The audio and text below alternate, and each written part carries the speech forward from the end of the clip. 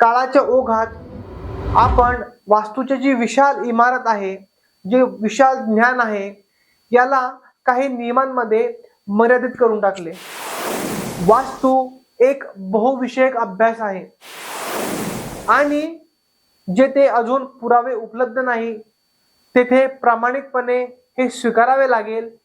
या विषयांवरती अजून संशोधनाची गरज आहे। एक एक गोष्ट जी आपण डिटेलमध्ये पाहिली आहे तिला समजून घ्याल आणि तुमचा वास्तूकडे पाहण्याचा दृष्टिकोन हा कायमचा बदलेल। मित्रांनो, या व्हिडिओमध्ये नमस्कार मित्रांनो, मी वास्तू कन्सल्टंट उमेश दांडगे। आपण मागच्या व्हिडिओमध्ये वास्तूबद्दल बरीच चर्चा केली आणि हा पार्ट 4 आहे या व्हिडिओ सिरीज मधला। मित्रांनो, आता तुमच्या मनात एक प्रश्न येत असेल, जर वास्तू इतकाच व्यापक विषय आहे तर आज बहुसंख्य लोक त्याला फक्त उत्तर, दक्षिण, पूर्व आणि पश्चिम इतकेच मर्यादित का समजतात?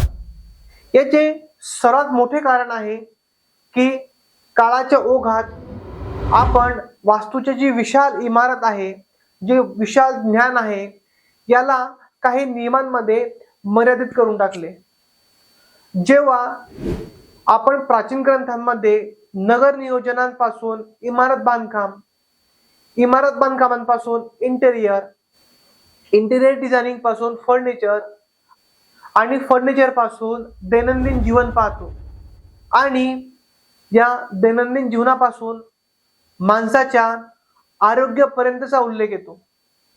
मित्रांनो, जर तुम्ही एखाद्या सिव्हिल इंजिनियरला विचारले की इमारत बांधताना सर्वात महत्त्वाचे काय आहे, तर तो म्हणेल की मजबूत पाया, सुरक्षित तुमची रचना असावी, योग्य भार वितरण झाले पाहिजे, प्राकृतिक प्रकाश आणि व्हेंटिलेशन हे तुमच्या घरामध्ये यायला हवं, ड्रेनेज आणि टिकाऊ बांधकाम। जर तुम्ही एखाद्या आर्किटेक्टला विचारले तर तो म्हणेल स्पेस प्लॅनिंग, माणसांची सुविधा, सौंदर्य आणि कार्यक्षमता।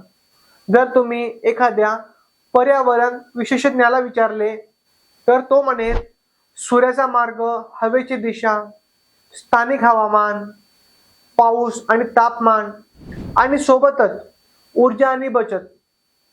जर तुम्ही एखाद्या मनोवैज्ञानिकाला विचारले तर तो सांगेल की प्रकाश, रंग, मोकळेपणा, गोंधळ, गर्दी आणि प्राकृतिक वातावरण हे माणसाच्या वर्तनावरती, मानसिक आरोग्यावरती डायरेक्टली प्रभाव टाकतात। तर मित्रांनो, एक लक्ष द्या, चारही विशेषज्ञ ही वेगवेगळी भाषा बोलत आहेत, परंतु त्यांचा उद्देश हा एकच आहे, माणसासाठी चांगले जीवन।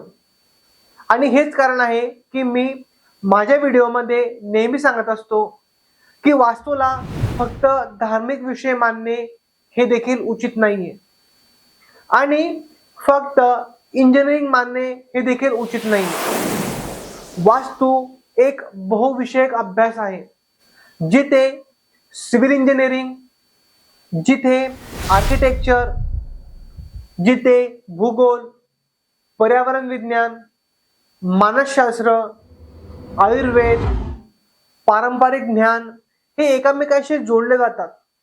पण येथे एक गोष्ट स्पष्ट करणे खूप आवश्यक आहे। मित्रांनो, आजकाल सोशल मीडियावरती अनेक असे दावे केले जातात ज्यांचा कोणताही वैज्ञानिक पुरावा उपलब्ध नाही आणि म्हणून सोशल मीडियावरती येणारी प्रत्येक गोष्ट ही विचार न करता स्वीकारू नये। जिथे शास्त्रीय पुरावे आहेत त्यांना शास्त्र म्हणून समजावे, जेथे आधुनिक विज्ञान आणि संशोधन उपलब्ध आहेत त्यांना विज्ञान म्हणून पाहावे आणि जेथे अजून पुरावे उपलब्ध नाही तेथे प्रामाणिकपणे हे स्वीकारावे लागेल। या विषयांवरती अजून संशोधनाची गरज आहे आणि हीच एक वैज्ञानिक विचारसरणी आहे, हेच या चॅनलचे उद्देश सुद्धा आहे। येथे आम्ही ना अंधश्रद्धा बसवू ना अभ्यासाशिवाय कोणत्याही प्राचीन ज्ञानाला चुकीचे म्हणू। आपण प्रत्येक विषयाला शास्त्र, तर्क आणि व्यावहारिक अनुभव या 4 आधारांवरती समजून घेण्याचा प्रयत्न करूया. आपण जर या वास्तूचे 4ही पाठ पाहिले तर एक एक विषय आपण विस्ताराने समजून घेत आहोत. भूमी वास्तू काय आहे, प्रसाद वास्तू कशी काम करते, शयन वास्तूचा आरोग्याशी काय संबंध आहे, यान वास्तू आजच्या काळात किती प्रासंगिक आहे, त्रिदोषानुसार वास्तू ही कशी बदलते. आपण आधुनिक सिव्हिल इंजिनिअरिंग आणि वास्तुशास्त्र कोठे कोठे एकमेकांशी जुळतात या सर्वांचा आपण या व्हिडिओच्या माध्यमातून अभ्यास करीत आहोत.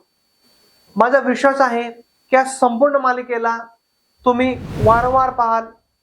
एक एक गोष्ट जी आपण डिटेलमध्ये पाहिली आहे, चर्चा केली आहे, तिला समजून घ्याल आणि तुमचा वास्तूकडे पाहण्याचा दृष्टिकोन हा कायमचा बदलेल. मित्रांनो, या व्हिडिओमध्ये मी तुम्हाला बरीचशी इन्फॉर्मेशन दिलेली आहे.